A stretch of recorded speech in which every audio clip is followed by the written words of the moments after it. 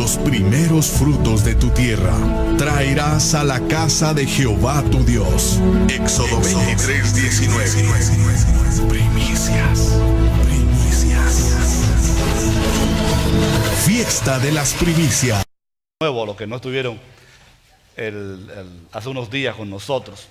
Qué privilegio, qué bendición comenzar un nuevo año en la casa de Dios.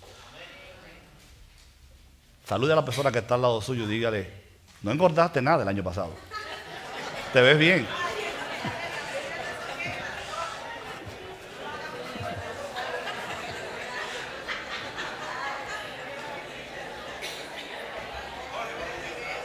Se ven bien desde aquí. En 2 semanas, si mi calendario no me traiciona, vamos a tener una vigilia de oración. Una media vigilia de 8 de la noche a 12 de la noche. Creo que va a ser un viernes.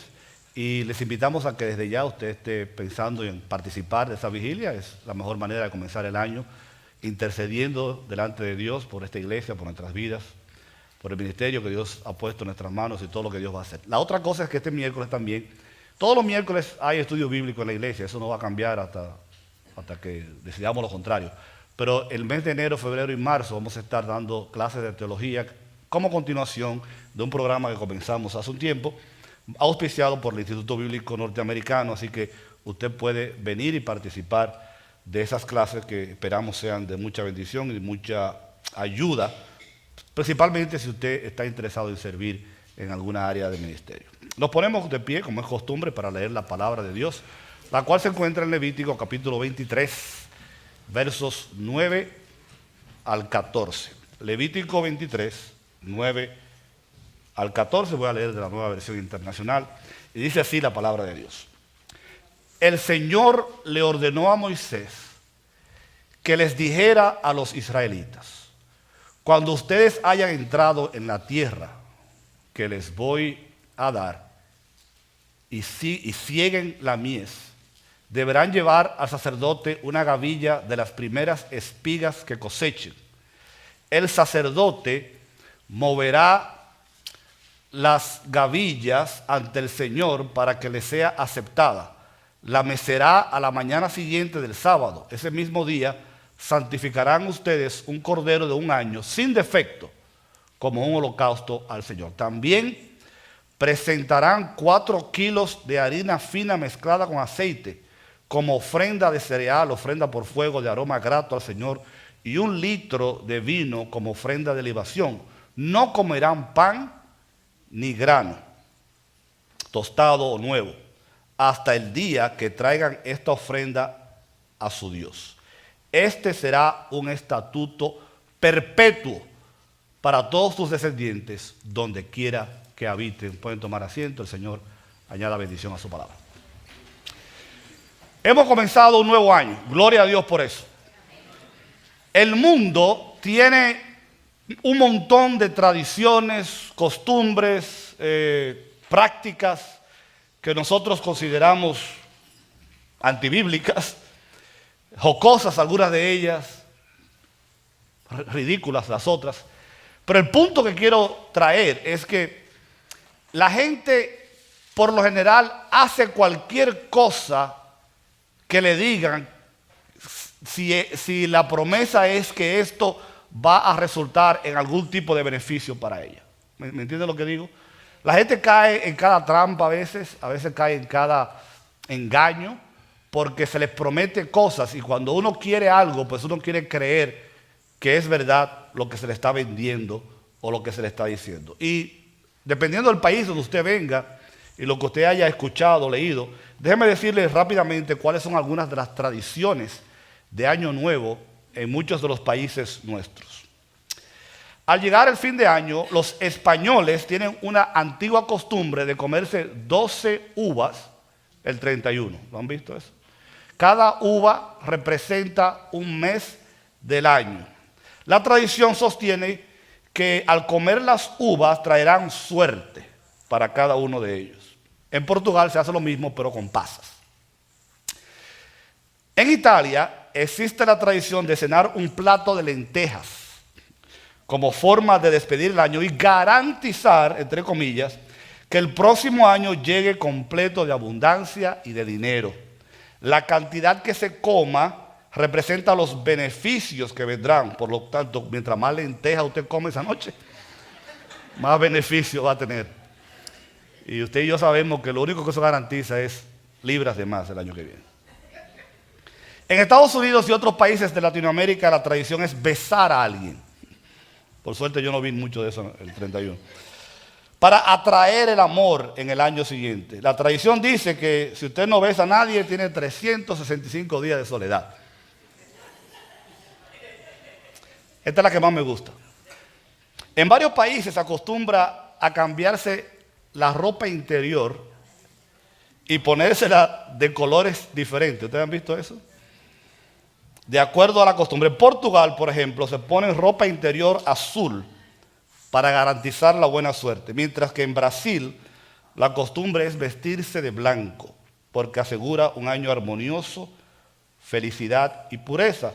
El color rojo representa el amor, el amarillo el dinero y el verde la salud. Yo creo que el verde debería ser la salud, pero bueno.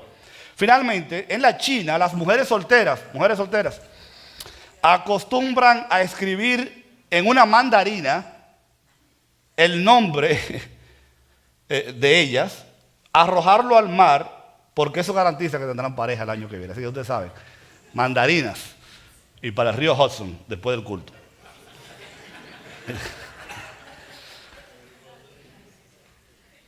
Lo que quiero decir es que si en el mundo la gente está dispuesta a hacer cualquier cosa, invertir a veces dinero, tiempo y esfuerzo, buscando la bendición de la vida, del destino y en algunos casos de Dios, porque la mayoría de esta gente pues cree en Dios de una manera incorrecta. Nosotros los cristianos tenemos en la palabra de Dios, en la Biblia, un principio que puede perfectamente ser aplicado a un día como hoy, principio de año, primer domingo del año. No para traer suerte, no para comprar o torcer la mano de Dios, no para que funcione como una especie de tabú, de magia negra.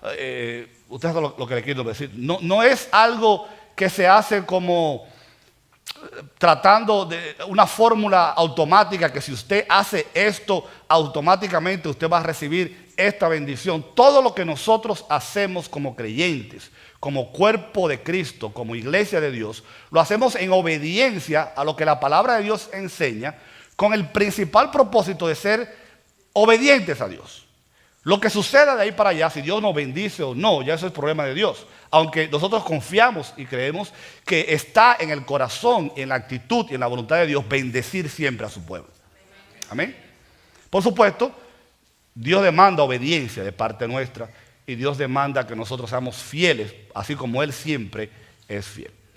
Lo que yo quiero proponer en este primer domingo del año, yo les prometí hace poco que no iba a volver a predicar sobre dinero, sobre bienes materiales por un buen tiempo, y así va a ser hasta que lleguemos al mes donde haremos énfasis en la mayordomía. Pero esto que yo quiero proponer hoy y que está en la palabra de Dios se llama el principio de las primicias. ¿Cuántos de ustedes han escuchado hablar alguna vez sobre eso? Ahí está, gloria a Dios, no es nada nuevo. Y la idea no es ni que usted se sienta que estamos pidiéndole que usted dé dinero o que usted traiga algo a la iglesia.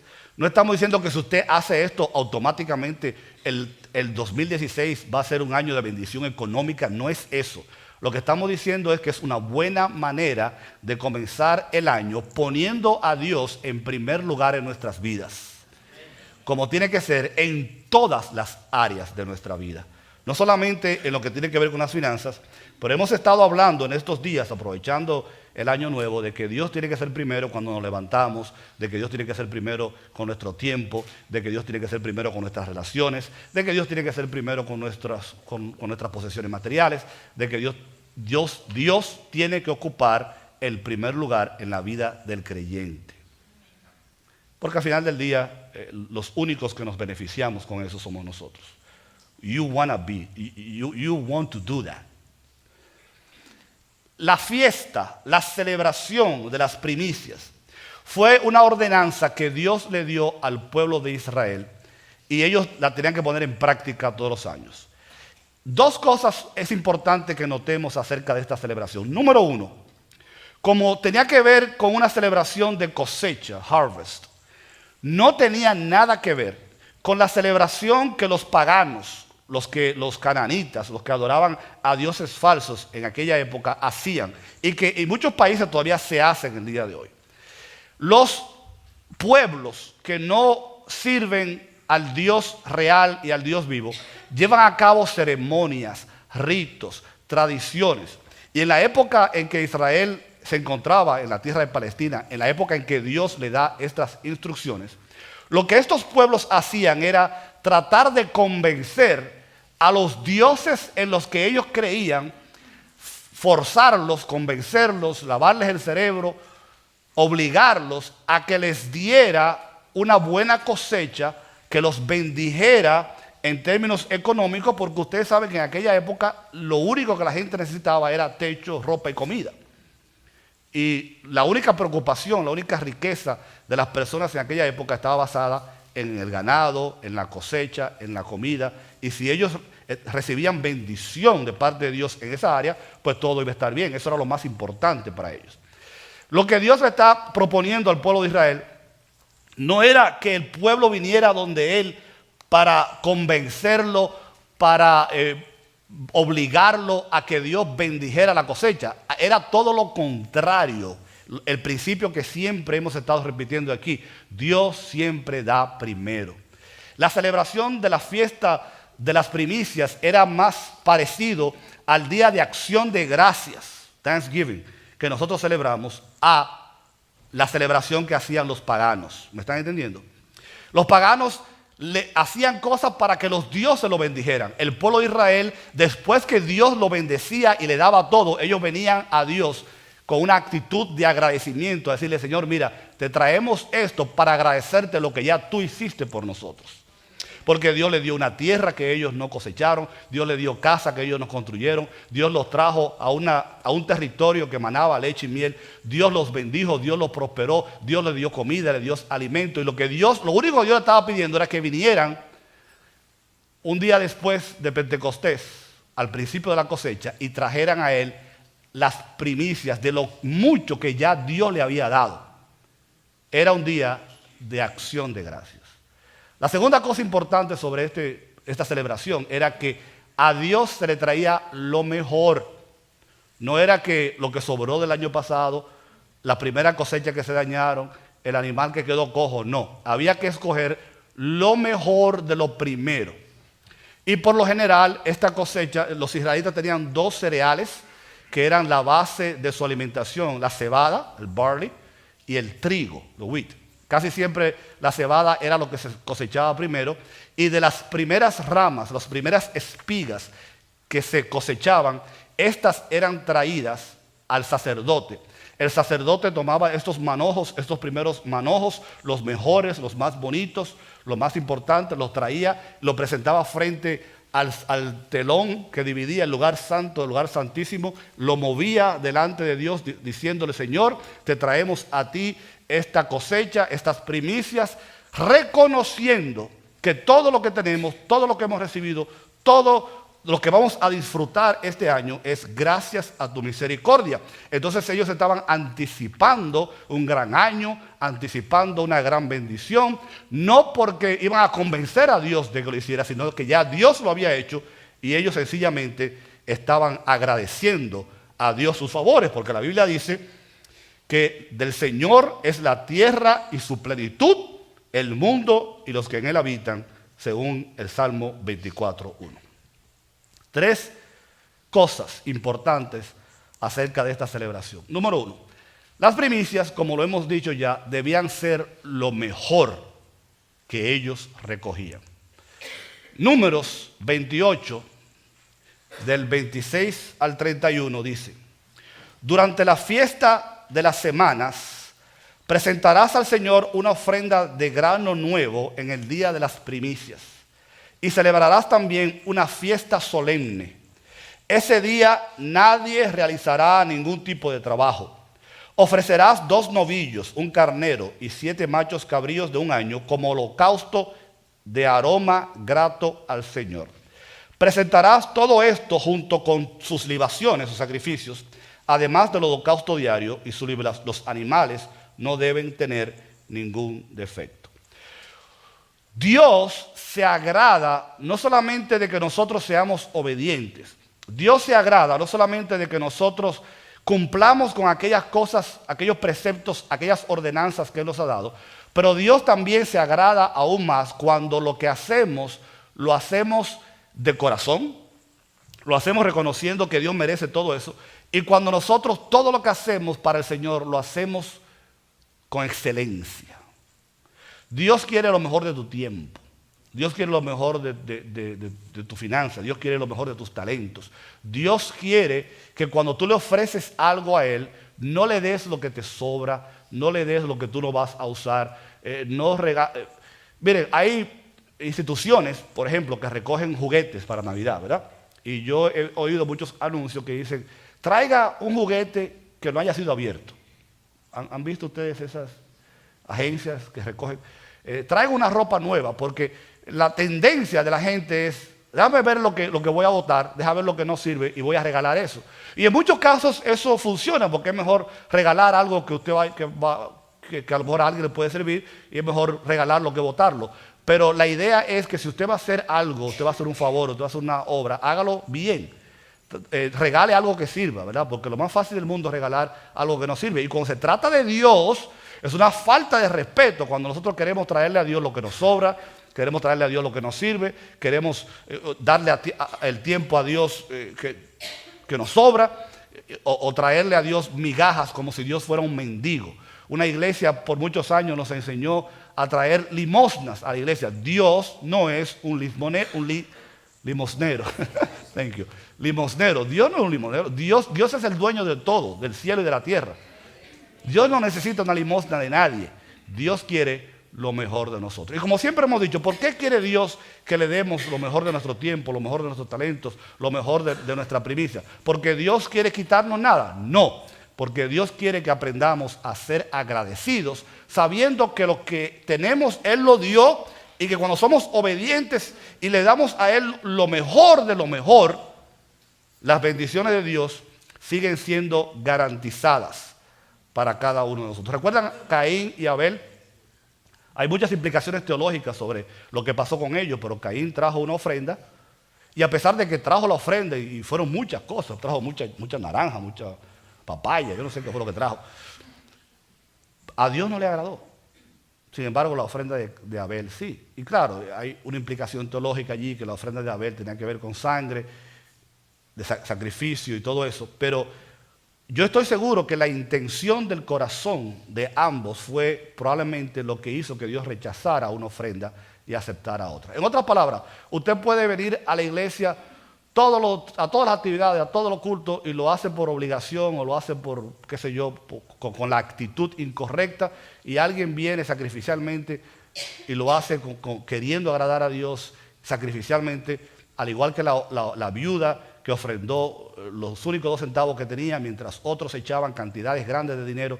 Dios siempre está viendo la intención del corazón y el deseo nuestro de darle a Él lo mejor. Las primicias en el pueblo de Israel tenían que ser lo mejor. Lo segundo es que cuando el pueblo de Israel traía las primicias, eso garantizaba las demás futuras cosechas.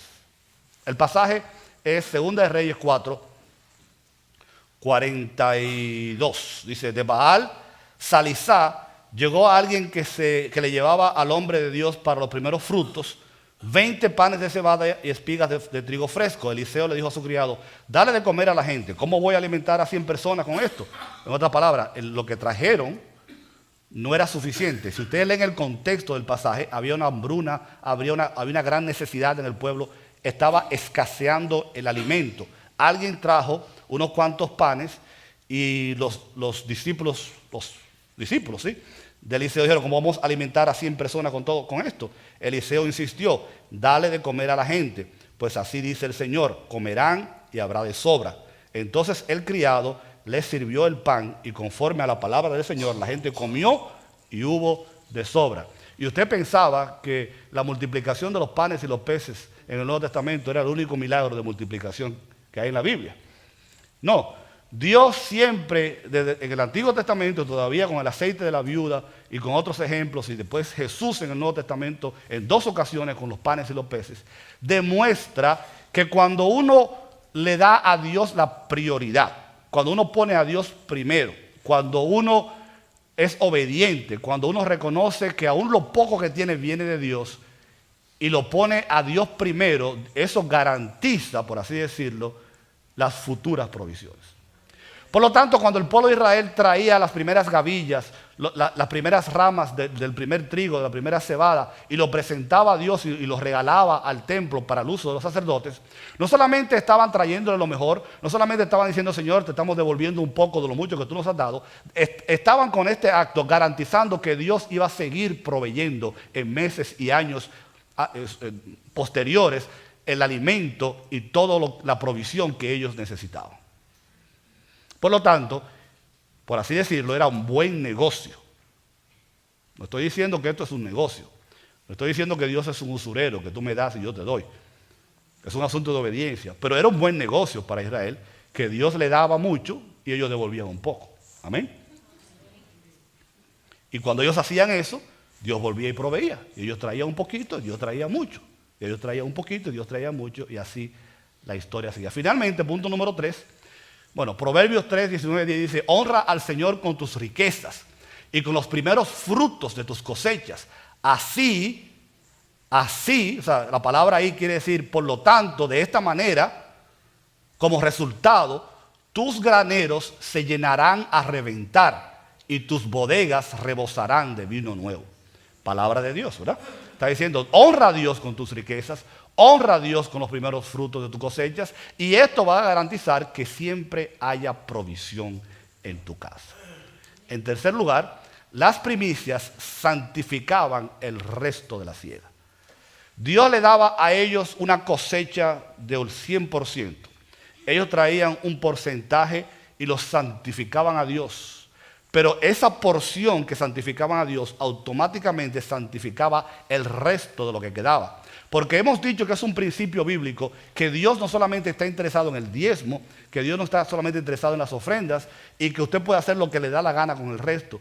Si usted no es fiel a Dios y no trae a Dios las cosas en la actitud correcta, no hay garantía de que lo que le queda también va a ser bendecido. En otras palabras, Dios quiere que usted sea obediente y sabio, trayendo a Él lo que a Dios le corresponde, pero también usando de manera correcta lo que queda.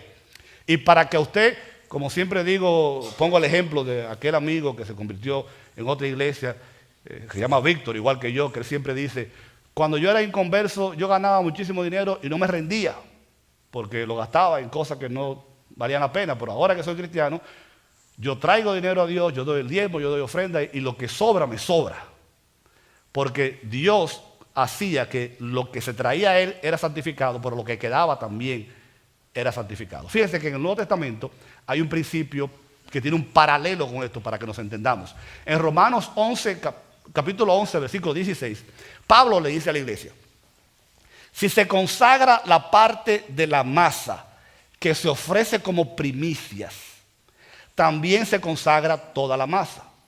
Si la raíz es santa, también lo son las ramas. ¿Usted está entendiendo? Pablo dice, si usted toma un pan, ¿verdad? Un pan, una telera de esa dominicana larga, así, o un pan colombiano de esos, y usted coge un pedacito y se lo consagra a Dios, el pedacito que se consagra a Dios garantiza que también el resto que queda es consagrado a Dios. Si se consagra la parte de la masa que se ofrece como primicia, también se consagra toda la masa. Si la raíz es santa, también todas las ramas serán santas. Si el tiempo que tú le dedicas a Dios es dedicado correctamente a Dios, todo el tiempo que te queda también es santificado a Dios. Si el diezmo, las ofrendas y las primicias que tú traes a Dios es santificado a Dios, el resto de tus posesiones, el resto de tus ingresos, el resto de tu vida material también es santificada por Dios. Si tú traes a Dios uno de tus talentos o pones en práctica alguno de los talentos que Dios te ha dado, también Dios va a bendecir el resto de tus talentos. Porque una parte bendice todo lo que queda. Eso es lo que tiene que ver rápidamente y sencillamente con el tema de las primicias. El mensaje va a ser un poco corto porque tenemos Santa Cena hoy, la primera. Y yo quiero, antes de terminar, hacerles una propuesta de Año Nuevo a ustedes. Aquí viene la parte importante. Es bíblico, porque no solamente en el Antiguo, pero en el Nuevo Testamento, el pueblo de Israel traía a Dios lo primero que se cosechaba como un acto de obediencia. Dios no quería lo último, ni quería la mitad de lo último. No era un asunto de cantidad, no era un asunto de mucho o poco, era un asunto de obediencia, de traer a Dios lo primero. Esto se aplicaba también a los primogénitos. Ustedes van a ver que en una ocasión también Dios le dice al pueblo de Israel, tienen que traerme a mí el primer animal varón que nazca. O sea, yo te he dado una manada, una cantidad de animales, el primer varón es mío. Y el pueblo de Israel tenía que confiar en Dios, porque recuerden que los machos eran casi siempre los que determinaban que se siguieran procreando las crías. Y el pueblo tenía que confiar en Dios de que si salía el primer animal era un macho, tenían que traérselo a Dios. Dios iba a garantizar que iban a seguir procreándose los animales. En todo tiempo, aún con el tema del maná que descendía del cielo, que lo hemos mencionado varias veces, Dios siempre lo que quería era que el pueblo dependiera de Él. Ustedes recuerdan que el maná había que salir todos los días a buscarlo. Y si usted trataba de guardar de un día para otro, se dañaba, porque Dios lo que quería era que el pueblo dependiera 100% de Él. La pregunta que nosotros tenemos que hacernos a comenzar el año nuevo es, ¿estamos dependiendo 100% de Dios para este nuevo año? ¿Estamos confiados en que el Señor va a proveer para nuestras necesidades, que va a contestar nuestras oraciones, que nos va a dar lo que necesitamos? Basado en todo esto, basado en lo que la Biblia enseña, en la práctica perpetua, como dice la Escritura, de las primicias, muchas iglesias celebran, yo sé que usted lo ha escuchado esto, no sé si aquí lo han hecho antes, al principio de año que los miembros de las iglesias traigan una primicia a Dios. Déjenme decirles de entrada, esto no es una obligación, esto no es algo que si usted no lo hace no le va a ir bien el año, no, eso no es mentira. Es mentira. Esto no es algo que pretendemos hacerlo todos los años, no sé si el año que viene si lo vamos a hacer o no. Esto no es un asunto de fábula, de tabú, de que si nos comemos 12 uvas tenemos suerte, que si nos ponemos ropa amarilla vamos a tener... No. Que si usted trae las primicias, automáticamente a usted le van a dar un trabajo nuevo, un carro nuevo. No se trata de eso. Se trata de hacer un acto de sacrificio, de decir, Señor, yo confío en ti, yo quiero traerte a ti lo mejor de mi vida en todas las áreas de mi vida, y como un acto de fe, yo te voy a traer este año una primicia a través de la iglesia. Entonces, esto es lo que vamos a hacer, miren. Yo tengo ya como 8 o 9 meses en esta iglesia, ¿verdad? Yo llegué como pastor interino, ya fui instalado como pastor oficial. Cuando yo llegué a esta iglesia, me enteré, y esto lo saben ustedes más que yo, que nosotros tenemos una deuda económica con la iglesia de Lincoln Park. ¿Es cierto, Eliezer? ¿Cuánto dinero le debemos? Según el cálculo que hicimos fueron como $30,000. $51,000. Sí, pero parece como que se va a hacer un ajuste del presupuesto. El punto es que necesitamos le debemos a Lincoln Park, a la iglesia americana, unos $30,000. Nosotros tenemos el privilegio, y voy a ser muy, muy claro con ustedes, muy directo, porque no hay nada que ocultar ni nada de eso. Nosotros tenemos el privilegio de que tenemos una iglesia hermana, madre, como usted quiera llamarla, que está dispuesta a invertir lo que sea. Si nosotros nos quedamos sin un centavo aquí se va a seguir pagando la renta, aquí se le va a seguir pagando al pastor, porque Lincoln Park, nuestra iglesia madre, se hace responsable de todos los gastos nuestros. Sin embargo, desde que yo llegué a esta iglesia, yo he creído, lo he dicho en este púlpito, que nosotros no tenemos necesidad de que la iglesia americana nos esté pagando nada. Amén. Yo creo que nosotros tenemos la suficiente cantidad de miembros y recursos para pagar nuestros propios gastos aquí. Y yo me tomé el atrevimiento, me van a perdonar, de garantizarle a la iglesia de Lincoln Park que este año le pagábamos los $30,000. Es más, yo creo que si hacemos lo que yo voy a proponer ahora, en enero le pagamos los $30,000 a Lincoln Park. ¿Cómo lo vamos a hacer? Muy sencillo. Como el ejemplo empieza por casa, yo tengo aquí mi ofrenda regular y el primer salario mío de enero. O sea, lo que yo me gano en una semana está en un cheque y yo lo estoy trayendo a la iglesia hoy. Yo le estoy diciendo al Señor, he aquí mis primicias. Porque yo sé, yo confío y estoy seguro que Dios nunca me va a dejar pasar necesidad. Ese dinero está escrito en el cheque, en el sobre, para pagar la deuda. ¿Cómo se llama el proyecto, Eliezer? Tiene un nombre el proyecto este. Sí, la campaña de construcción. Campaña de construcción.